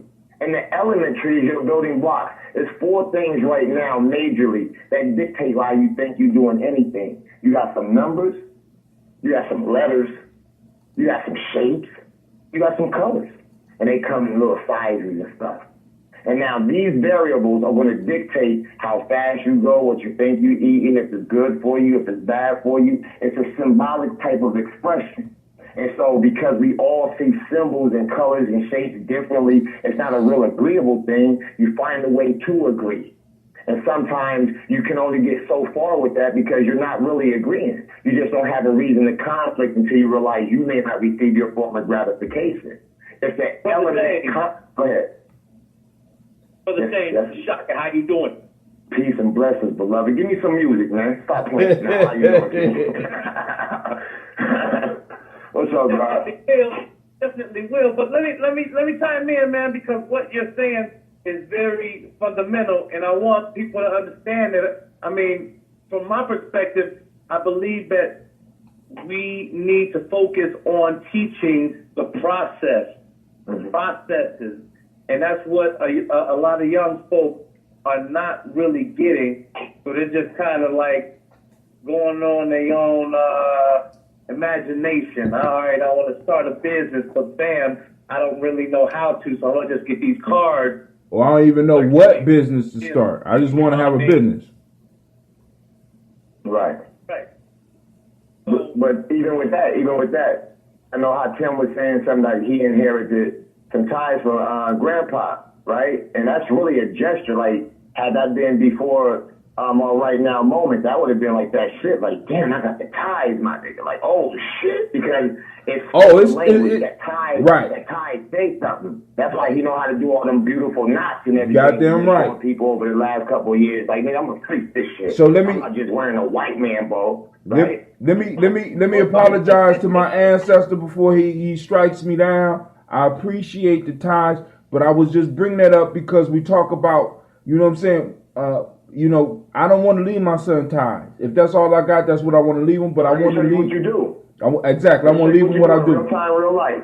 Exactly. I'm doing it right now. Right now, I just went and I got Real Estate Media Incorporated. It's an S corp, right? Right. I have a very beautiful amount of shares in this particular company. So what I'm going to do, every $100 I get, every company I thought about, I'm about to get it registered. Now, these companies are my sons. Like, I'm giving him all the companies. I'm already putting energy to him. He has a company now called the Builder Brand Group. That's his company. I seen that. See, we're trying to teach ourselves how the enemy taught us to teach ourselves, and it's a weak formation. Fuck all of that. Fuck it, man. Like, tell your seed and tell yourself the truth. Look, let's live. I try to show my son how to learn before I put him inside some institutions and all that. Let me grow with you. Let me show you what this means. You see how that face is moving? Now, when they do this, it means that. Let me show you what this shit means before you go trying to play and they tell you you're wrong. No, this is what it means, son. This is how they practice it. So whatever else they trying to say, you don't got to fall victim to the words, because words don't have a value unless you practice them in honor. And see, me fighting for my son in court, the way I got subjected, I earned my sovereignty back. I'm a different style man. I'm a very honorable man. I don't want nobody breathing trying to make me seem like we're the same, because you don't do honorable shit. I'm not worried about no gratification and falseism. I'd rather see myself not be able to eat because I stood in honor and sit there and starve to death by stubbing my face with shit that I did wrong. But Dame, that's what's missing in the when we talk about education. See, because the way they got us thinking, we separating all types of shit. That is a crucial lesson that is missing for our men and our women. Honor. God damn. You know what I'm saying? We need to be. That's the wealthiest thing you can have. Oh my God. You know what I'm saying? But it's extracted out of you know what I'm saying? It's extracted out of the whole piece. Respect. You know what I'm saying? It's not in the curriculum. You know what I'm saying? Because why? We don't move so far away from who we are. We don't know how to teach that. We don't know how to demonstrate respect. When all it is about looking at something again, taking time to look into something and really, and then also. I think we know how. I think we've allowed ourselves to come up with so many fictitious reasons on why we won't be the best version. See, I could have easily been like, man, I could have been the weakest self. Just know that. But when I'm exhibiting and when I'm having a chance to share and when I got on here, my sister just fed me life and love and you fed me, like, this is what it really is. And if we don't really enjoy and maximize this type of shit, it's cool we can come up with many different philosophies. But when you vibe, it ain't about the word. Time is a concept to manipulate how I'm going to use your energy for myself. But if we rock this moment out, we forget that time even happened. It's already this, right? You got to go back to slave mode to recall that, like, you were just existing for a moment. I stay in my moment at all times. I run my 24. I don't answer to other people's breaths in the way that I can't be I. And so I know it seems odd, it seems selfish and all that. I don't really give a fuck. Like, why would I do what you asked me to do? We're not working together. That's you not, know what I'm saying? Like, that's not. I mean, I don't perceive it like. I mean, because a lot of those people outside that realm will perceive that shit that way. But yo, Shaka, you was saying something. You better listen, y'all. I love the fact that y'all being patient. You know what I'm saying? But we got some time. Thank you. Y'all better get up on this mic and say what's on your heart. Let's go. This conversation time. Folktales do this type of shit. Come on. Share your wisdom. Reason. Oh, well, cool. Well, Shaka, since you ain't gonna say nothing, Dame and Shaka, we need to get our kids together because we all got our kids up on this shit. We might need to do a weekend somewhere. We bring our kids together and have some type of event, because what's crazy is all of our kids, we putting them on YouTube, we putting them on Facebook, we doing all this shit, but then in the same token, do you realize every last one of our kids is in love with Michael Jackson? Yeah. And see, but what's Steve? This is what's strange. Michael Jackson ain't playing on the radio at all for our kids. You know what I'm saying? I turn on the video, right, and Shaka's son is doing it. I turned on another video, your son is dancing. My daughter talking about she marrying Michael Jackson and shit like that. And they loving the videos and shit. And I'm like, yo, we better get on some Joe Jackson shit real quick and start directing it. You know, not quite Joe Jackson, but you know what I'm saying. We got the platform. Hell yeah. Created, B. This is a very unique time in the concept of what we call in history, because we are the next definition of what we're going to call history. Like, we are it. Definition. Right. You feel me? And as the living hieroglyphics of honor and truth, it's like, let's just, like, I don't know how to tell people let it go. Because, see, I lost everything in such a dramatic way, but I don't have a sensitivity about other people's shit no more. Like, when I say I lost everything from child to homes, the cars, the money, the friends, the family. I was in total darkness. Like, dead ass. Like, there was nobody to talk to. There was nobody on the other extension of the phone. I didn't get to have no intimacy. I was losing weight. The pistol did go in my mouth. I did click that bitch 2 times. I don't know why it didn't come out, but I'm telling you it happened like it happened. I got that sick, and I didn't know what else to do. And so once that took place, I just figured it out. Like, nigga, make what the fuck you want to do. Like, make it up. It's all made up. You looking at somebody else's thought. If you sitting on a chair and you ain't make it, that's somebody else's thought. You depending on that too much. You depending on that. You could make that. You could make it. You just didn't. So now you comfortable and not building no more. You just collect other people's thoughts. And then you grow attachment to them. You get emotional. I'll come and kick your chair, break the leg. You didn't even make it. How is yours? You use some energy to get it, but really you mad?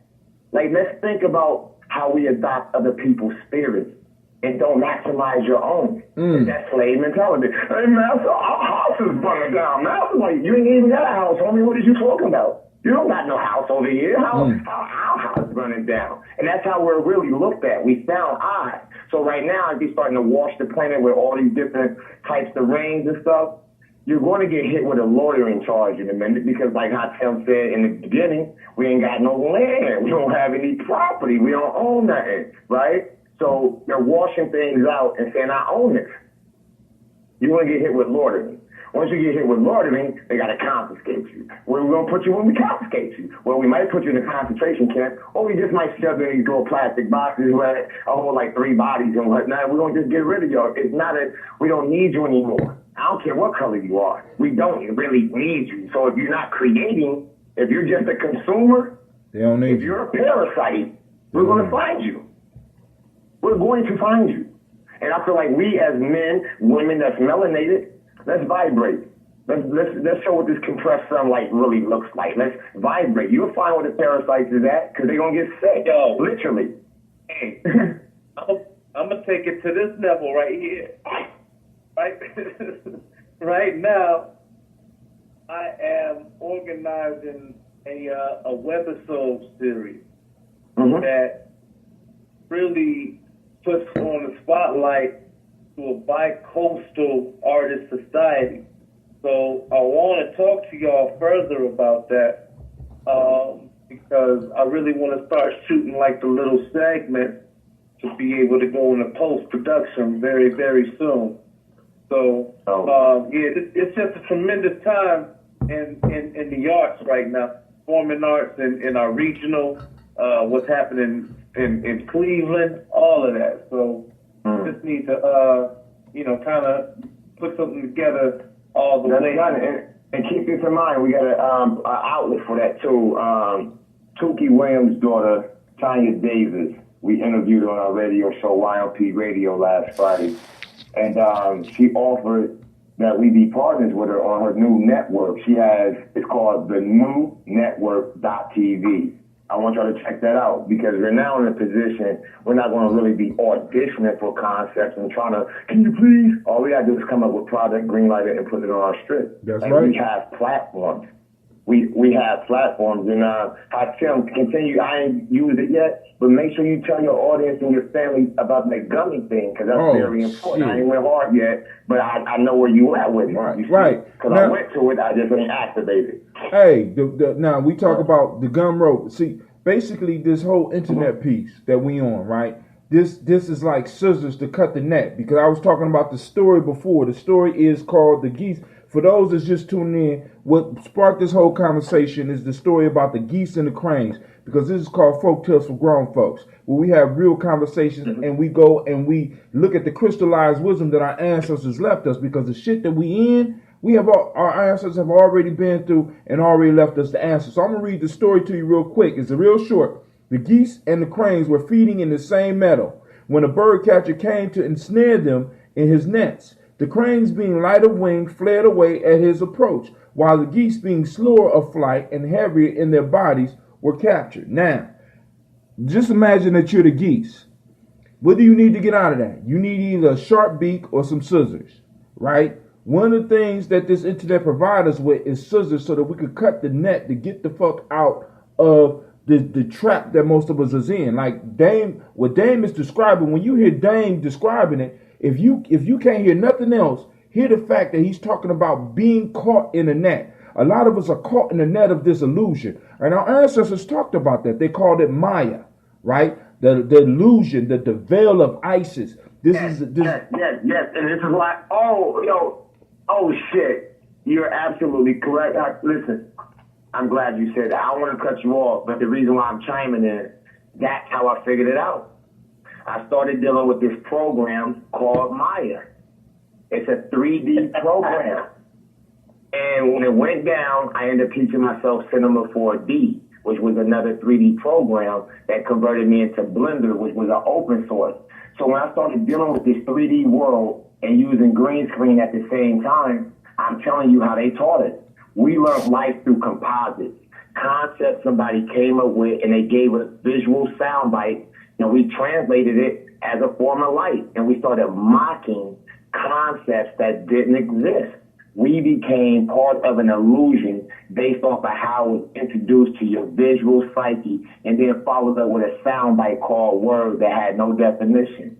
Thank you for saying Maya, because that is the truth. And our ancestors, that was part of the whole initiation process, because we had to learn to distinguish the real from the unreal. A lot of us are living unreal existences. We're just, it ain't even existing, right?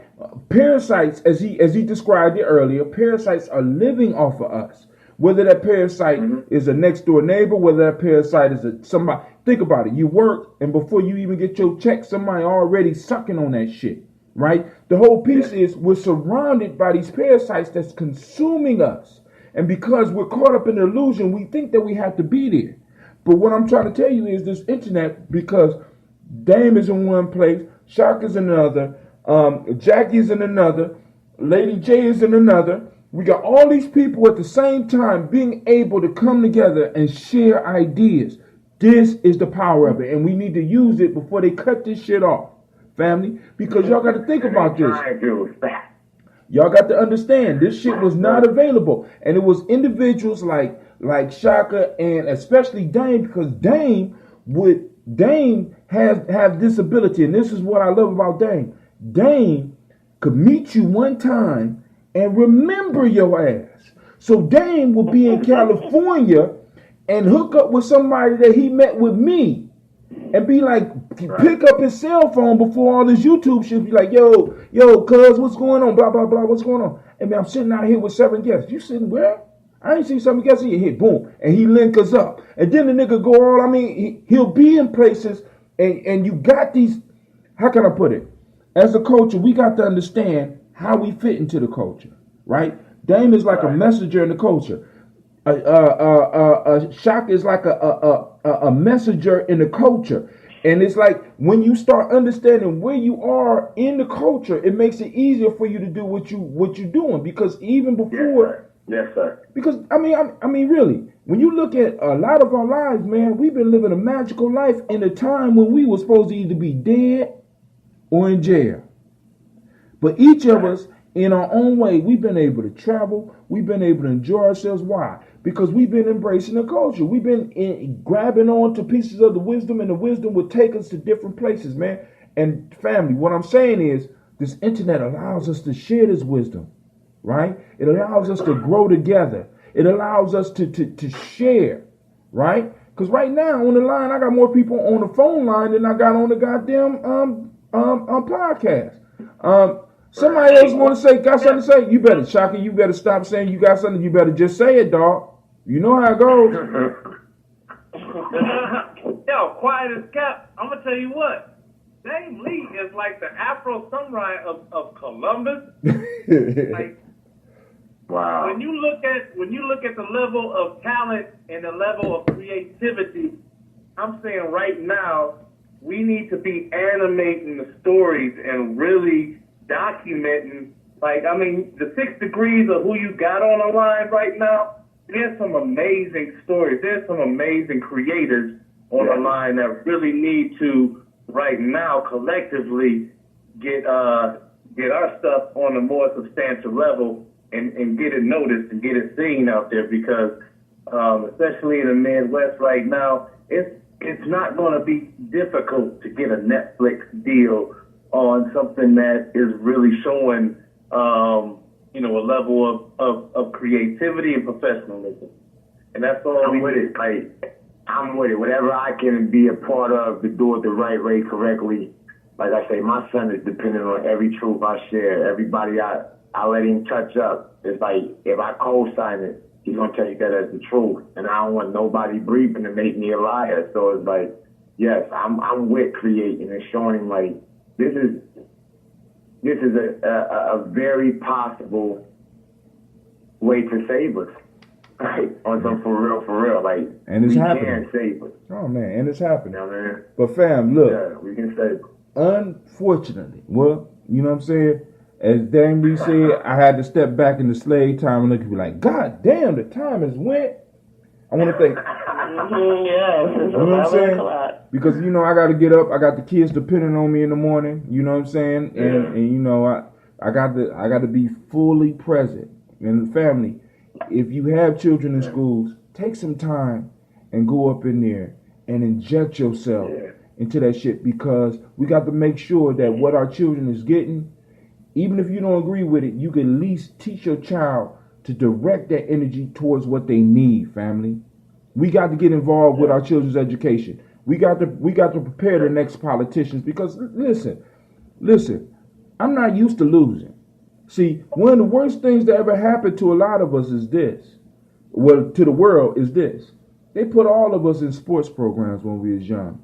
And I had a fanatical coach, and I'm quite sure Dame Lee had a fanatical coach. I'm quite sure a lot of y'all have fanatical coaches that didn't like losing.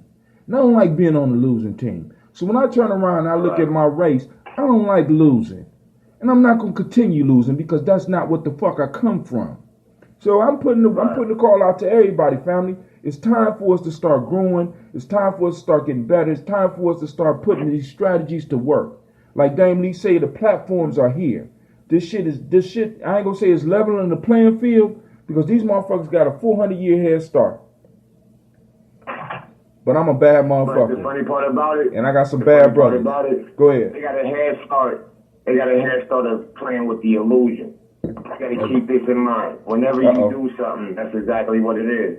You do something, right? When you apply self, you apply it. Now, if you apply it with their wisdom or your wisdom, you still want to use self. You feel me? Word. What we have to do right now, the courage to breathe. Like, who cares about the other shit? I try not to even absorb certain shit. I'm off the radar on certain things. I don't get it. So there's no need for me to sit there and perpetuate like I'm really interested in it, because it doesn't make sense. It's like, it's an illusion. And once I realize all this shit is made up, like I'm making up my life in front of y'all's face in real time, live on Facebook and YouTube or Instagram. I'm literally remaking my life up in y'all's face. I'm not doing shit I'm not going to do.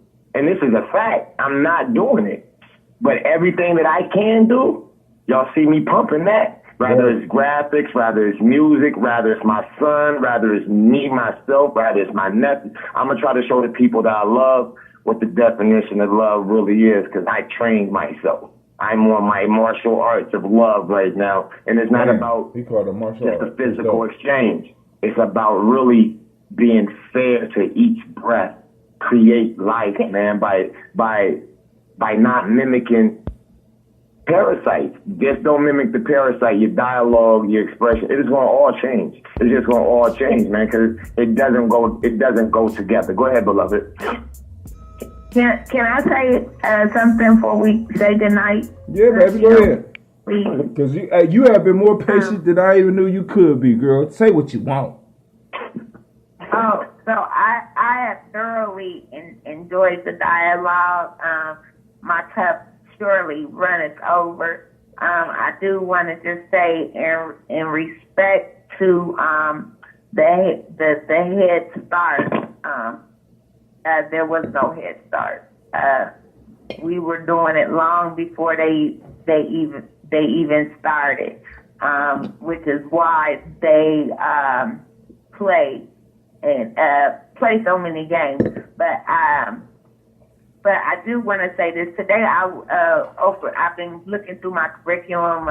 Got a new textbook, right? Uh-huh. So a couple years ago, I threw the textbook because in the textbooks, in the history books, they do separate Egypt and other parts of Northern Africa and say that as if they're not Africa. So many children are raised that way. I've been in classes with adults who can't figure out the understanding of a continent and what it means to be a continent. And so I said all this to say today I was very thrilled to, while talking about maps, to point out a map at the beginning of our book that tells the Head Start that blacks had on the rest. So it shows this map, and it shows everyone. It shows where these oldest remains are found in Ethiopia, which isn't, as people like to celebrate Egypt, but it's in Ethiopia. And you can see the people leaving, and right in Ethiopia has 250,000 years. Then it has the people leaving, going various places, and then about 40,000 years ago, you'll get some Europeans. So I say all that to say they don't have no head start. They stay trying to catch up, and they stay manipulating these people who control and distribute the wealth. They stay manipulating so that we may not know what truly lies within. But again, I say the Negro speaks rivers. You just got to, we got to know our history, and I thank you for allowing me to take up some of your time tonight. But yeah, that was beautiful. Right, you just started a whole nother conversation. What she's saying, Tim, what she's saying right there, it vibrates in such a manner because, see, even the concept of distributing the wealth, like all these symbolic expressions and thoughts, they're not real. They don't got no wealth. We're moving around the concept of fiat at best. You dig what I'm saying? At best. It's imaginary. You could go get a whole bunch of Monopoly money and put the same emotion on it, and you might get the same effect out of it if someone else agrees. Well, if we get enough people, right? If we get enough people agreeing on it, we could do that shit. But it's a matter of us organizing and mastering that skill of getting people to direct their belief. But then we will be into manipulating, and then we'll be back into the same shit that we into right now. Not belief, beloved, not belief. We want to tell you that this is valuable. I'm gonna tell you it's valuable. Like that gold coin that I created, right, for the black-owned and operated.org, right? Mm-hmm. Like once we put energy on it and we say this is redeemable, you get 30 of these gold coins, these digital gold coins. You get 30 of these. You can convert that into something tangible that you may need. You dig? Like all we got to do is space. And then the moment we do that, you gonna see what's going to happen. We just got to say You're right. You're right. We keep thinking we need permission from people that don't exist. Somehow these invisible people got a dominating space in how we think. That's right. Hey, we need just make it. We recreate everything and live. That's a conversation that we need to continue, and because that's dope. That's dope. All right, but yo, family, this brother Hatim. I want to thank everybody for taking the time to check out. This is part 2. I fucked up on Facebook somehow, or maybe Facebook cut the shit off. I'm gonna blame Mark Zuckerberg. Mark, stop fucking with my stream. Well, actually, ain't my stream. It's the people's stream. So, yo, I am out. I want to thank everybody for tuning in. Dame Lee, Lady J, Sister Jacqueline, Brother Shaka. Who else is on the line? Because there's people on the line that didn't drop.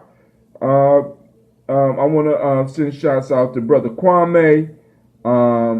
Sister Jacqueline said, Lady J is making my point about utilizing our educators to know the truth and our capabilities. Say goodnight to my beautiful peoples for me and tell Dame I love his heart still and I will still do his hair for free. Laughing out loud. Well, I wish you would write an article for me for free, Jackie. God damn it. Shouts out to Yusef, the Instant Man. Shouts out to my grandson, Yolanda Carter. Shouts out to Brother Nehemiah. Thanks everybody for coming in. Make sure y'all get live on Illy Ave. Let them know when your next show, Dang. Live on Illy Ave is really whenever I click the cam on, but the radio show YMP Radio is every Friday night from 10 to 11 Eastern Standard Time. I normally go live on my Facebook page here, Real Fake Media, and that's REAL space FAKMEDIA. I had to spell it like that on Facebook. So first name Real, last name Fake Media with no E. And yeah, let's keep pushing each other's light. Everybody, if you will, hit me with your personal whatever, as far as what I need, logos, whatever, and I'll put you on our wall of business, because we're definitely creating an international Black Wall Street, and we're going to make sure that we do good business with each other. So like how Jack say she could do hair, like I'm not the only one with hair. We're going to do good business and hold each other accountable for that. Like, let's not fault each other. There's no reason why if I really need some ties, I can't get at hotel. You know what I mean? And so on and so forth. If I really need music or whatever, I should be able to call shot. I mean, as an example, you know what I mean? Right. And we use these things in real time. We don't got to go outside ourselves. And it can start in this little small community. Between this little niche of us, we basically got what we do, whether it's eating, dressing up, whatever the case is. Anything else, let's make it. Word. Where's our seamstress and things? You know, let's make our life again. Right. So, family, I want to thank y'all, and we are out. Future. Peace. I'm so glad. Thank y'all for tuning in. I gotta get the music playing out loud. I'm sorry. As my neighbors say often. I'm sorry. Alright. Need to disconnect this. Alright, family. We are out. Let me go and take this off. Bluetooth off. Boom. We out.